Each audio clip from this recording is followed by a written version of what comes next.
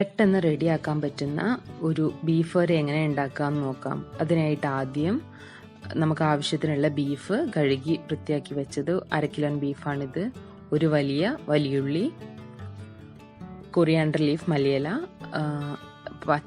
2 പച്ചമുളക്, ഇഞ്ചി വെളുത്തുള്ളി പേസ്റ്റ്, ചെറിയുള്ളി അല്ലെങ്കിൽ വലിയുള്ളി ചെറുതാക്കി അരിഞ്ഞത്. ഒരു കുക്കർ എടുത്ത് ബീഫ് എല്ലാം കൂടി ഇതിലേക്ക് ഇടുക. പിന്നെ അരിഞ്ഞു വെച്ചിട്ടുള്ള ഒനിയനും കൂടെ ഇതിൻ്റെ കൂടെ മിക്സ് ചെയ്യാം. ഇഞ്ചി വെളുത്തുള്ളി പേസ്റ്റും ആ പച്ചമുളകും കൂടെ ഒരു 1.5 ടീസ്പൂൺ ഇഞ്ചി വെളുത്തുള്ളി പേസ്റ്റ്, 2 പച്ചമുളകാണ് എടുത്തത്, അതും കൂടെ ഇതിലേക്ക് മിക്സ് ചെയ്ത് കൊടുക്കുക. പിന്നെ ആവശ്യത്തിന് മഞ്ഞൾപ്പൊടി, മല്ലിപ്പൊടി 2 ടീസ്പൂൺ, ടേസ്റ്റിനനുസരിച്ച് മാറ്റം വരുത്താൻ 2 ടീസ്പൂണാണ് എടുത്തത്. ഒരു 1/2 ടീസ്പൂൺ മുളക് പൊടി,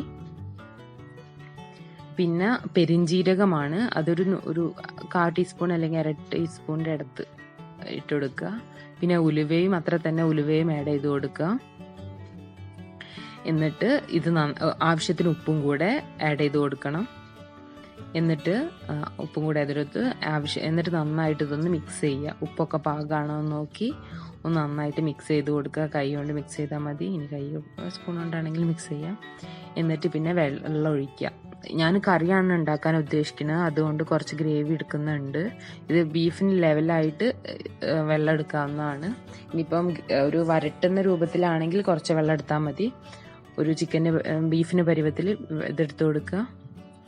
എന്നിട്ട് കുക്കർ അടയ്ക്കുകയാണ്. ഇതൊരു കുക്കർ ഒരു വിസിൽ വരുന്നവരെ മാക്സിമത്തിൽ ഇടുകയും പിന്നെ 20 മിനിറ്റ് ലോ ഫ്ലെയിമിലും ഇട്ടിട്ട് നമ്മൾ വേവിക്കുകയാണ്.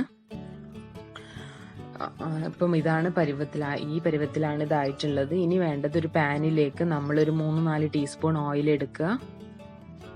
ഈ ഓയിൽ ചൂടായിട്ട് ഇതിലേക്ക് നമ്മൾ അരിഞ്ഞു വെച്ചിട്ടുള്ള വലിയുള്ളി ചെറുതായിട്ട് അരിഞ്ഞതാണ് എൻ്റെ അടുത്തുള്ളത്, അതുകൊണ്ടാണ് ഞാൻ ആഡ് ചെയ്തത്. ശരിക്കും ചെറിയുള്ളിയാണ് ആഡ് ചെയ്യേണ്ടത്, അതായത് ചീനുള്ളി എന്ന് നമ്മൾ പറയും. അത് ചെറുതാക്കി അരിഞ്ഞതാണ് ഇതിലേക്ക് ആഡ് ചെയ്ത് ശരിക്കും കൊടുക്കേണ്ടത്. പിന്നെ കരിവേപ്പില ഉണ്ടെങ്കിൽ അതിടുക. പിന്നെ ഒരു 1/4 ടീസ്പൂൺ, ഈ ഉള്ളി നന്നായിട്ടൊന്ന് വഴഞ്ഞിട്ട് ഒരു 1/4 ടീസ്പൂൺ ഇതിടുക. 1/4 അല്ലെങ്കിൽ 1/2 ടീസ്പൂൺ കുരുമുളക് പൊടി ഇട്ടിട്ട് നന്നായിട്ടൊന്ന് വഴറ്റി കൊടുക്കുക.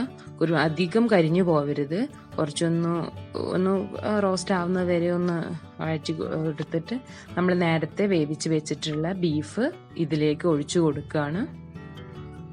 ഇതൊന്ന് നന്നായിട്ട് മിക്സ് ചെയ്ത് കൊടുക്കുക.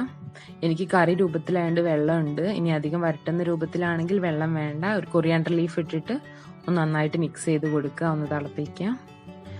ഇപ്പം ഇതാണ് നമ്മളുടെ ബീഫ് കറി റെഡി ആയിട്ടുണ്ട്. ഇത് നമുക്ക് ചോറിൻ്റെ കൂടെയൊക്കെ കഴിക്കാവുന്നതാണ്.